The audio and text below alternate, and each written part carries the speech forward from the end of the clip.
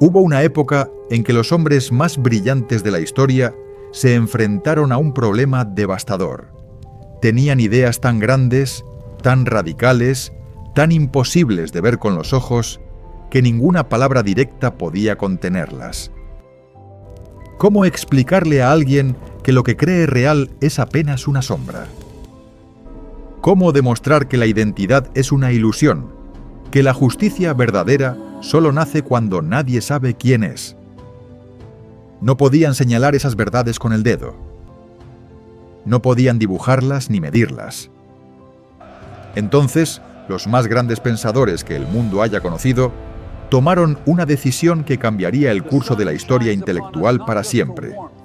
Dejaron de explicar y comenzaron a comparar. Platón encadenó a prisioneros en el fondo de una caverna. Los griegos pusieron a navegar un barco cuyas tablas se reemplazaban una por una hasta que no quedaba nada original. John Rawls cubrió a la humanidad entera con un velo de ignorancia absoluta. Ninguna de esas cosas existió jamás.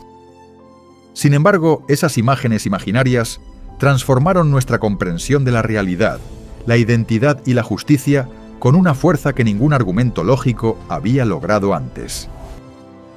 Eso es el poder de la analogía, la herramienta más antigua, más silenciosa y más devastadoramente eficaz que los filósofos jamás empuñaron. Y hoy la desenvainaremos juntos. ¿Qué tienen en común un prisionero encadenado en una caverna oscura, un barco griego cuyas tablas se reemplazan una a una y un ser humano que no sabe quién es ni qué lugar ocupa en el mundo? A primera vista, nada. Son imágenes extrañas, casi infantiles, el tipo de escenas que esperaríamos encontrar en un cuento de hadas o en un sueño perturbador. Y sin embargo, esas tres imágenes contienen algunas de las ideas filosóficas más poderosas que la mente humana haya producido jamás. Esas imágenes son analogías, y durante más de 2000 años han sido el arma secreta con la que los filósofos más grandes de la historia han conquistado la mente de la humanidad. Pensemos por un momento en la naturaleza del pensamiento abstracto. Cuando intentamos comprender una idea verdaderamente compleja, una idea que no puede tocarse, olerse ni verse, el cerebro humano entra en una especie de crisis silenciosa. La mente necesita anclas, necesita puntos de contacto con lo que ya conoce, con lo que ya ha experimentado, con lo que puede imaginar sin esfuerzo. Los filósofos lo entendieron antes que nadie. Si quieres que alguien comprenda lo incomprensible, no se lo expliques directamente. Muéstraselo. Constrúyele un puente entre lo que ya sabe y lo que aún no puede ver. Ese puente tiene un nombre, y ese nombre es analogía. La palabra analogía proviene del griego antiguo, de la voz analogia, que significaba proporción, correspondencia, relación entre cosas. En su sentido más puro, una analogía es una comparación estructurada entre dos cosas distintas que comparten una relación interna similar. No se trata simplemente de decir que algo se parece a otra cosa, como lo haría una metáfora poética. La analogía va más lejos. Afirma que la estructura de una relación, la lógica interna de un fenómeno, se replica en otro dominio completamente diferente. Es decir, no solo dice que A es como B, sino que la manera en que A funciona revela algo profundo y verdadero sobre la manera en que B funciona también. Pero ¿por qué es eso tan poderoso? ¿Por qué una simple comparación puede transformar nuestra manera de entender el mundo? La respuesta está en la arquitectura misma del conocimiento humano. Desde que somos niños, aprendemos por comparación. Aprendemos qué es el frío porque ya conocemos el calor. Aprendemos qué es la injusticia porque ya experimentamos lo que se siente cuando algo es justo. El cerebro humano no opera en el vacío. Construye cada concepto nuevo sobre la base de conceptos anteriores, tejiendo una red de relaciones y correspondencias que llamamos comprensión. La analogía aprovecha esa arquitectura natural y la lleva a su máxima potencia. Ahora bien, no todas las analogías son iguales. Las hay superficiales, decorativas, que simplemente adornan una idea sin iluminarla realmente. Y las hay profundas, estructurales, aquellas que capturan la esencia de un fenómeno complejo y lo traducen a una imagen tan clara, tan precisa, tan inevitable, que una vez que la ves no puedes dejar de verla. Esas son las analogías que los grandes filósofos construyeron. Esas son las que cambiaron la historia del pensamiento. Y lo hicieron porque no eran simples comparaciones, eran mapas del territorio invisible de la realidad. Consideremos la magnitud de lo que esto implica. Platón necesitaba explicar la diferencia entre el mundo sensible, el mundo que percibimos con nuestros sentidos, y el mundo de las ideas, esa realidad perfecta e inmutable que según él subyace a todo lo que existe. Era un problema filosófico de una complejidad descomunal. ¿Cómo demostrar que lo que vemos no es lo real? ¿Cómo convencer a alguien de que sus propias percepciones lo engañan? Podría haber escrito tratados interminables sobre epistemología y ontología. Podría haber construido argumentos lógicos de una precisión absoluta. En cambio, encadenó a unos prisioneros en una caverna. Y con esa imagen simple y brutal, logró lo que ningún argumento había logrado antes: hacernos sentir en lo más hondo la experiencia de vivir engañados. Eso es lo que distingue a la gran analogía filosófica de cualquier otro instrumento del pensamiento. No solo informa, transforma. No solo explica, hace sentir. Cuando una analogía verdaderamente poderosa entra en la mente, no produce simplemente una comprensión intelectual. Produce lo que los griegos llamarían una epifanía, una revelación. De pronto, algo que era oscuro e incomprensible se vuelve luminoso y evidente. Y esa experiencia, esa sensación de ver con claridad lo que antes estaba oculto, es una de las experiencias más profundamente humanas que existen. Es el momento en que el conocimiento deja de ser información y se convierte en sabiduría. A lo largo de la historia, los filósofos que dominaron el arte de la analogía dominaron también el arte de influir en la humanidad. No es una coincidencia que las ideas de Platón hayan sobrevivido más de 2400 años. No es una coincidencia que el barco de Teseo siga siendo discutido en las universidades del siglo XXI. No es una coincidencia que el velo de la ignorancia de John Rawls haya redefinido la filosofía política del siglo XX. Esas ideas sobrevivieron porque fueron encarnadas en imágenes que la mente humana no puede olvidar. Fueron forjadas con la materia más duradera que existe, la imaginación. Y aquí es donde el tema se vuelve verdaderamente apasionante, verdaderamente urgente. Porque la analogía no es solo una herramienta del pasado, reservada para los grandes maestros de la antigüedad. Es una herramienta del presente. Es una herramienta que cualquier mente puede aprender a utilizar. Cada vez que intentamos explicar una idea difícil, cada vez que buscamos convencer a alguien de algo que aún no puede ver, cada vez que tratamos de comprender un fenómeno que escapa a nuestra experiencia directa, estamos en el territorio de la analogía. El pensamiento analógico no es un lujo intelectual, es la base misma del razonamiento humano. Junto a esto existe algo aún más revelador. Los filósofos que construyeron las analogías más poderosas de la historia no lo hicieron por azar. Siguieron, conscientemente o no, ciertos patrones profundos. Eligieron sus imágenes con una precisión casi quirúrgica. Comprendieron que una buena analogía debe ser simple en su superficie, pero infinitamente rica en sus implicaciones. Debe ser lo suficientemente familiar para que cualquiera pueda entenderla, y lo suficientemente extraña para que obligue a ver el mundo de una manera nueva. Debe abrir una puerta, no cerrar un argumento. En las páginas que siguen, nos adentraremos en las 3 analogías filosóficas más poderosas de la historia occidental. Examinaremos la caverna oscura de Platón, el barco inmortal de los griegos y el velo que John Rawls tendió sobre la humanidad para enseñarle a ser justa. Analizaremos no solo qué dicen esas analogías, sino por qué funcionan, qué mecanismos psicológicos y filosóficos activan en nuestra mente, y qué podemos aprender de su construcción. Porque al final de este viaje, no solo habremos comprendido algunas de las ideas más grandes que el pensamiento humano ha producido, habremos aprendido a pensar con la misma herramienta que usaron sus creadores. El arma invisible del pensamiento estará en nuestras manos. Imagina que has vivido toda tu vida encadenado en el fondo de una caverna. Desde que tienes memoria, tu cuello y tus piernas están sujetos por grilletes que te impiden girar la cabeza. Frente a ti solo hay una pared de roca. Detrás de ti una hoguera proyecta luz y calor, pero nunca puedes verla directamente. Entre tú y el fuego, otros hombres caminan portando figuras y objetos, cuyos perfiles se proyectan como sombras en la pared que tienes enfrente. Esas sombras son todo lo que conoces. Esas sombras son para ti la realidad.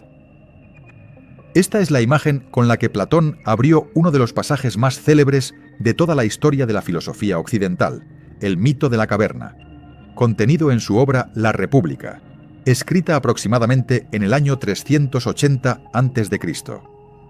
No es un argumento lógico, no es una demostración matemática, es una historia, es una imagen, es, en su forma más pura y devastadora, una analogía.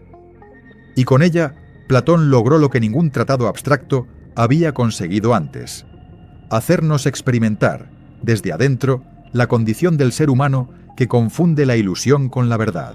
Pero para comprender por qué esta analogía sacudió los cimientos del pensamiento occidental, debemos retroceder al contexto en que fue creada. La Atenas del siglo IV a.C. era una ciudad en plena efervescencia intelectual, pero también en plena crisis moral y política. Los sofistas, maestros del discurso y la retórica, habían popularizado una idea perturbadora: que la verdad no era absoluta, sino relativa. Que lo verdadero era simplemente aquello que cada hombre o cada ciudad consideraba verdadero. Que el conocimiento era, en el fondo, solo una cuestión de permanente y poder. Platón, discípulo del gran Sócrates y testigo de su injusta condena a muerte, rechazaba esa visión con una indignación filosófica que ardía como fuego. Para Platón existía una verdad objetiva, inmutable y eterna: el mundo de las ideas o formas, una realidad perfecta que subyace al mundo cambiante y engañoso que percibimos con nuestros sentidos. El problema era cómo demostrarlo, cómo convencer a alguien de que sus propias percepciones lo traicionan, cómo explicar que el mundo visible es apenas un reflejo imperfecto de una realidad superior que la razón, y solo la razón, puede alcanzar. Este era el desafío filosófico más profundo al que Platón se enfrentaba, y su respuesta fue la caverna. La estructura de la analogía es de una elegancia casi matemática. Los prisioneros encadenados representan a los seres humanos ordinarios atrapados en el mundo de las apariencias sensoriales. Las sombras proyectadas en la pared representan los objetos del mundo visible, las cosas que vemos, tocamos y creemos reales. El fuego que las proyecta representa al sol del mundo físico, la fuente de luz que hace posible la percepción sensorial. Pero la analogía no termina allí. Platón da un paso más, el paso que transforma la imagen en algo verdaderamente revolucionario. Imagina que uno de los prisioneros logra liberarse. Ese prisionero liberado se levanta con dificultad. Sus ojos, acostumbrados solo a las sombras, son heridos por la luz del fuego. Al principio no puede ver nada con claridad. Todo le parece confuso y doloroso. Pero poco a poco, sus ojos se adaptan y comienza a ver las figuras reales que proyectaban las sombras. Luego mira el fuego mismo. Y finalmente, con un esfuerzo titánico, abandona la caverna y emerge a la luz del día. Allí, deslumbrado y desorientado, comienza a ver el mundo real: las plantas, los animales, los ríos, el cielo. Y sobre todo mira el sol, la fuente de toda luz y toda verdad, que en la analogía de Platón representa la idea del bien, el principio supremo de toda realidad y todo conocimiento. Cada elemento de esta imagen corresponde con una precisión asombrosa a un nivel de la epistemología platónica. Las sombras son las opiniones y las percepciones sensoriales. Las figuras iluminadas por el fuego son los objetos matemáticos y los conocimientos racionales intermedios.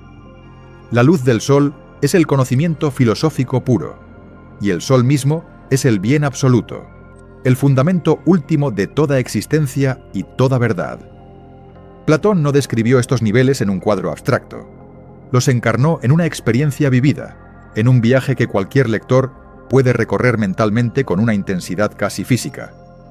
Pero la analogía de la caverna tiene aún una dimensión más oscura, más dramática y más profundamente humana.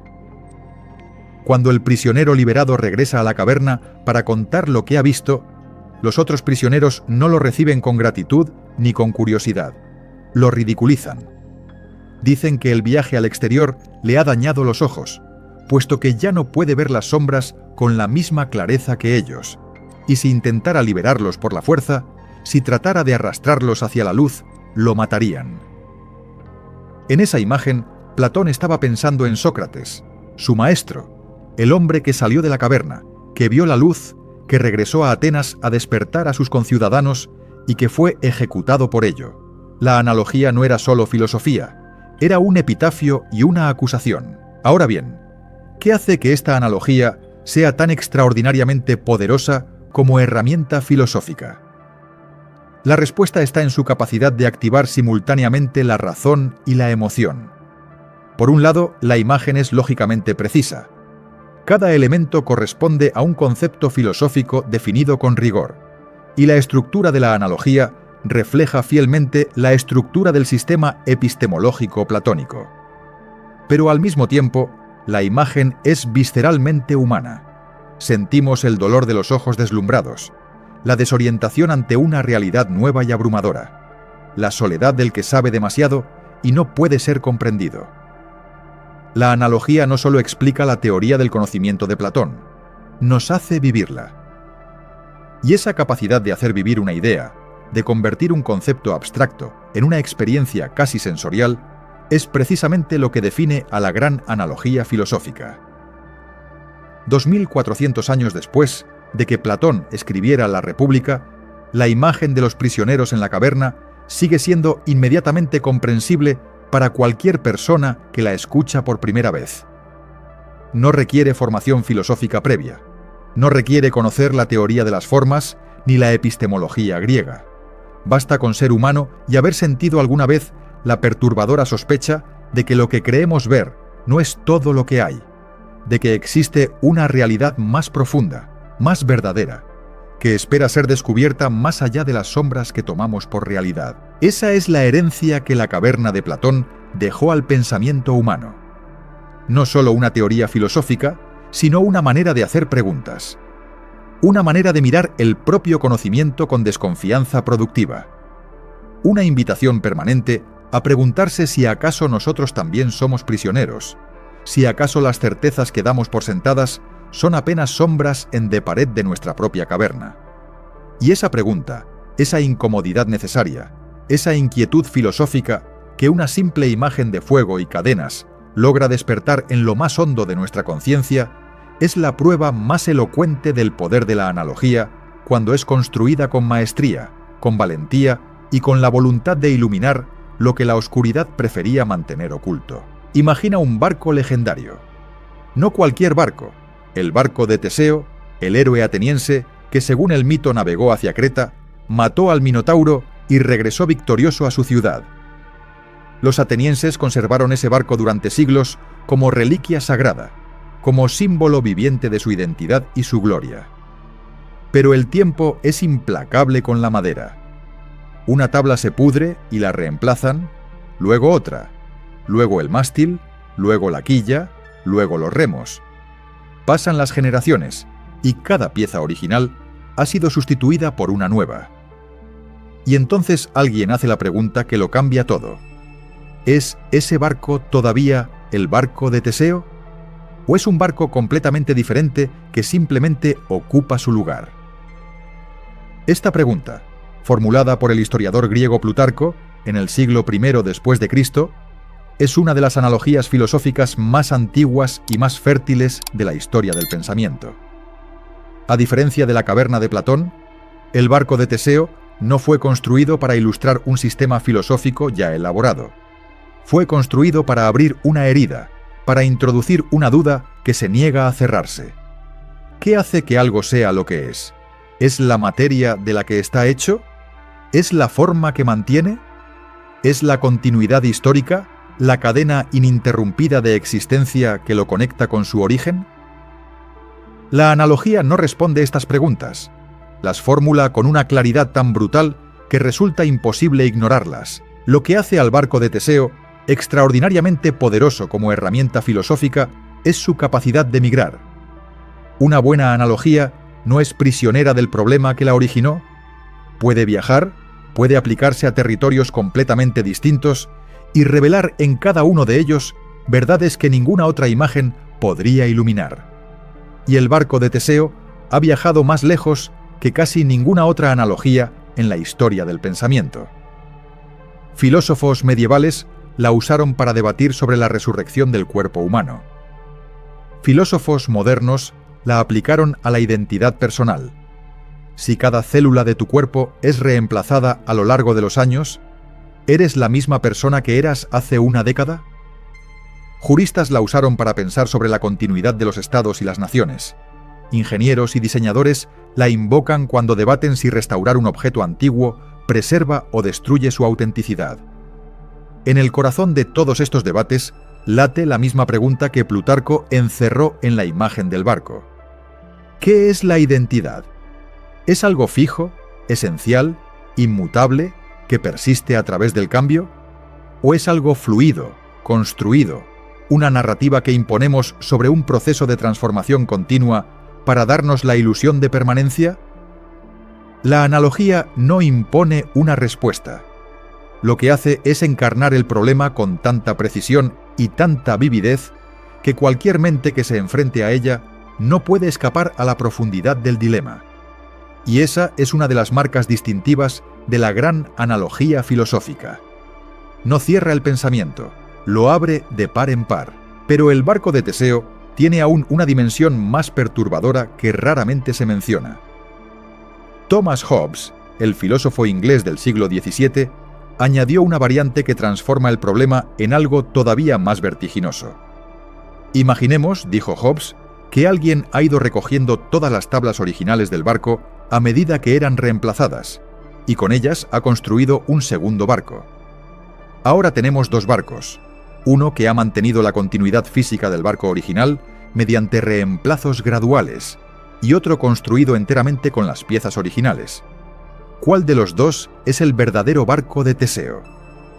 La pregunta ya no tiene una respuesta intuitiva obvia. El problema de la identidad se ha duplicado, y de pronto comprendemos que la identidad no es una propiedad que los objetos simplemente tienen, sino una relación que nosotros construimos entre objetos y sus historias.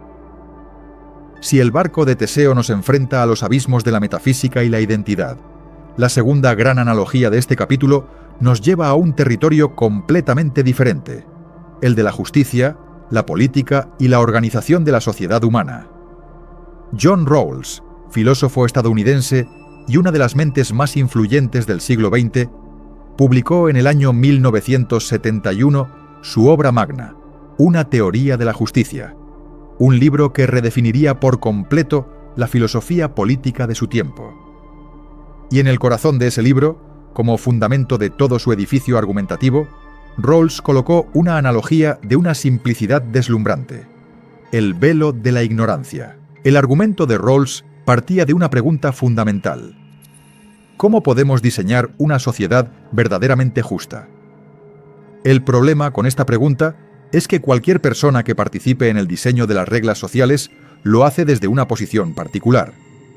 Sabe si es rico o pobre, si pertenece a una mayoría o a una minoría, si es hombre o mujer, si goza de buena salud o padece alguna discapacidad. Y esa posición particular inevitablemente sesga su juicio. El rico tiende a diseñar reglas que protejan la riqueza. El miembro de la mayoría tiende a ignorar las necesidades de las minorías. El sano tiende a subestimar las necesidades del enfermo. La justicia verdadera, argumentaba Rawls, requiere un punto de vista imparcial que ningún ser humano real puede adoptar espontáneamente. ¿Cómo alcanzarlo entonces? La respuesta de Rawls fue la analogía del velo de la ignorancia. Imaginemos, propuso, una situación original en la que un grupo de personas debe decidir los principios fundamentales que regirán su sociedad. Pero antes de tomar esas decisiones, un velo de ignorancia cae sobre todas ellas. Bajo ese velo, nadie sabe qué posición ocupará en la sociedad que está diseñando. Nadie sabe si será rico o pobre, talentoso o mediocre, mayoritario o minoritario, privilegiado o marginado. En esa condición de ignorancia radical sobre su propio destino, las personas deben elegir los principios de justicia que gobernarán su mundo. Y la intuición central de Rawls era que, bajo esas condiciones, cualquier persona racional elegiría principios que protejan a los más desfavorecidos, porque nadie querría arriesgarse a despertar del otro lado del velo en la peor posición posible. La elegancia filosófica de esta analogía es casi matemática en su precisión. Con una sola imagen, Rawls logró traducir el concepto abstracto de imparcialidad en un experimento mental que cualquier persona puede realizar. No necesitas haber leído a Kant ni a Locke para comprender lo que el velo propone. Basta con preguntarte: si no supieras quién serás en esta sociedad, ¿qué reglas elegirías? Esa pregunta deceptivamente simple contiene en su interior toda una teoría de la justicia distributiva, toda una crítica al utilitarismo que sacrifica a las minorías en nombre del bienestar mayoritario, y todo un programa filosófico para repensar los fundamentos de la democracia liberal. Lo que une al barco de Teseo y al velo de la ignorancia, a pesar de los siglos y los abismos temáticos que los separan, es precisamente aquello que los convierte en grandes analogías filosóficas. Ambos toman un problema de una complejidad vertiginosa, uno sobre la naturaleza de la identidad y otro sobre los fundamentos de la justicia, y los traducen a una imagen concreta, manipulable, que la mente puede examinar desde todos los ángulos. Ambos funcionan porque activan nuestra intuición moral e intelectual antes de que el razonamiento abstracto tenga tiempo de paralizarla. Ambos demuestran que el pensamiento más poderoso no es el que se eleva por encima de las imágenes hacia la abstracción pura, sino el que sabe descender hasta la imagen exacta que hace visible lo invisible. Hemos recorrido juntos un territorio vasto y luminoso. Hemos descendido a la caverna de Platón y sentido en los ojos el dolor del prisionero que ve la luz por primera vez. Hemos contemplado el barco de Teseo desintegrarse pieza a pieza hasta que la identidad misma se convierte en un misterio irresoluble. Hemos vestido el velo de la ignorancia de Rawls y comprendido que la justicia verdadera solo nace cuando somos capaces de olvidar quiénes somos. 3 analogías, 3 civilizaciones, 3 problemas radicalmente distintos. Y sin embargo, las 3 fueron construidas con la misma materia, siguiendo los mismos principios profundos. La pregunta que nos queda, la pregunta que convierte este viaje intelectual en algo verdaderamente transformador, es esta: ¿podemos nosotros hacer lo mismo? La respuesta es sí. Y no solo podemos, debemos. Porque el pensamiento analógico no es un don reservado para los genios de la historia. Es una capacidad que todos los seres humanos poseemos de manera natural, y que todos podemos desarrollar con práctica y con conciencia. Lo que distinguía a Platón, a Plutarco, a Rawls, no era una inteligencia sobrehumana ni un acceso privilegiado a verdades ocultas. Era, ante todo, la disciplina de observar con atención el mundo que los rodeaba y la audacia de preguntar: ¿a qué se parece esto? ¿Qué imagen conocida puede hacer visible esta idea invisible? Esa disciplina y esa audacia son las semillas de toda gran analogía. El primer principio para construir una analogía poderosa es lo que podríamos llamar la claridad del problema. Antes de buscar una imagen, es necesario comprender con precisión qué es lo que queremos iluminar. Platón no comenzó con la caverna. Comenzó con una pregunta filosófica devastadoramente clara. La pregunta sobre la diferencia entre opinión y conocimiento verdadero. Rawls no comenzó con el velo. Comenzó con el problema concreto de cómo eliminar el sesgo del interés propio en el diseño de las instituciones. La analogía es siempre una respuesta, y una respuesta solo puede ser tan buena como la pregunta que la precede. Si el problema que intentamos iluminar es vago o confuso, la analogía que construyamos lo será también. El segundo principio es la búsqueda del dominio fuente adecuado. Una analogía conecta 2 dominios: el dominio objetivo, que es el problema abstracto o complejo que queremos explicar, y el dominio fuente, que es la imagen concreta y familiar que usamos para iluminarlo. La elección del dominio fuente es el acto creativo central de la construcción analógica. Platón eligió una caverna, un espacio de oscuridad y confinamiento que cualquier ser humano puede imaginar con inmediatez visceral. Rawls eligió un velo, una imagen de ocultamiento deliberado que activa de inmediato nuestra intuición sobre la imparcialidad. Ambos eligieron imágenes que pertenecían a la experiencia humana universal, imágenes que no requerían educación ni cultura específica para ser comprendidas en su dimensión emocional más básica. El tercer principio, y quizás el más difícil de dominar, es la fidelidad estructural. Una analogía verdaderamente poderosa no se limita a decir que A se parece a B en algún aspecto superficial. Establece que la estructura interna de A, la manera en que sus partes se relacionan y funcionan, refleja con precisión la estructura interna de B. Cuando Platón construyó la caverna, cada elemento de la imagen correspondía con rigor a un elemento de su teoría epistemológica.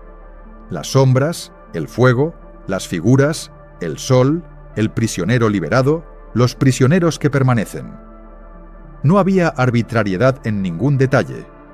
Cada pieza de la imagen cargaba un peso filosófico específico. Esa correspondencia sistemática es lo que convierte a una imagen en una analogía filosófica, y lo que le otorga la capacidad de revelar verdades en lugar de simplemente decorar argumentos. ¿Cómo podemos practicar esta fidelidad estructural en nuestra propia construcción analógica?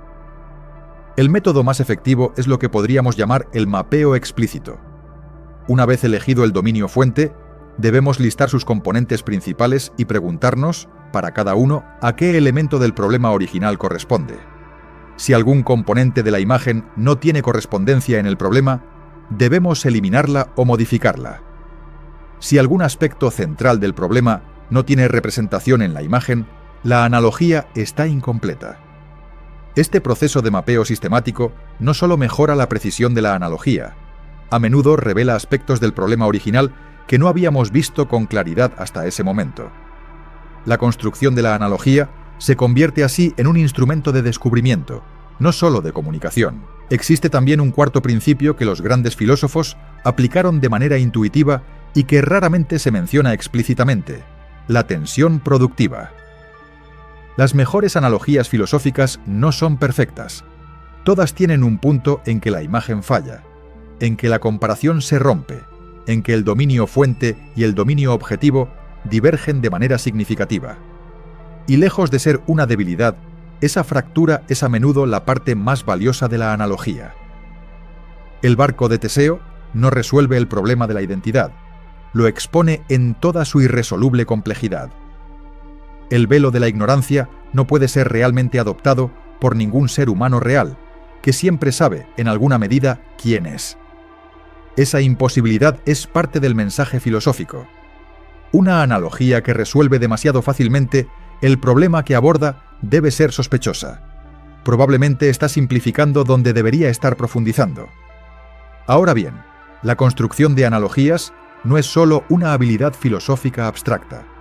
Es una de las competencias más poderosas que un ser humano puede desarrollar en cualquier dominio de la vida.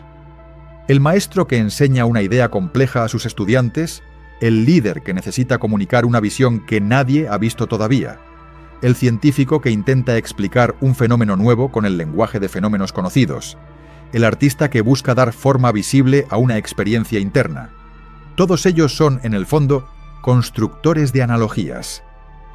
Todos ellos se enfrentan al mismo desafío que enfrentaron Platón y Rawls: el desafío de tender un puente entre lo desconocido y lo conocido, entre lo invisible y lo visible, entre la idea y la experiencia. Y aquí reside la lección más profunda de todo este viaje. Las analogías más grandes de la historia no fueron actos de erudición, fueron actos de valentía intelectual. Requirieron la disposición a simplificar sin vulgarizar, a concretar sin empobrecer, a confiar en que una imagen bien elegida puede contener más verdad que 1000 páginas de argumentación abstracta. Requirieron la humildad de reconocer que el pensamiento más elevado no se eleva alejándose de lo concreto, sino sumergiéndose en él con mayor profundidad y mayor precisión.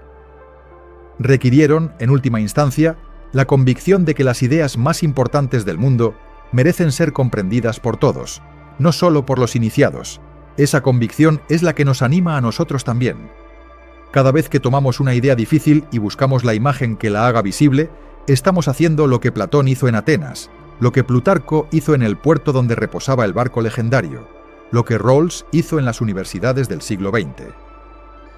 Estamos ejerciendo la más antigua y más noble de las funciones del pensamiento humano, la de hacer que la luz llegue a donde antes solo había sombra. El arma secreta de los filósofos no era su genio solitario ni su erudición inabarcable. Era su capacidad de ver el mundo con ojos que buscaban sin descanso la imagen perfecta, el puente exacto, la comparación que lo cambia todo. Esa capacidad nos pertenece a todos y está esperando, lista para ser empuñada.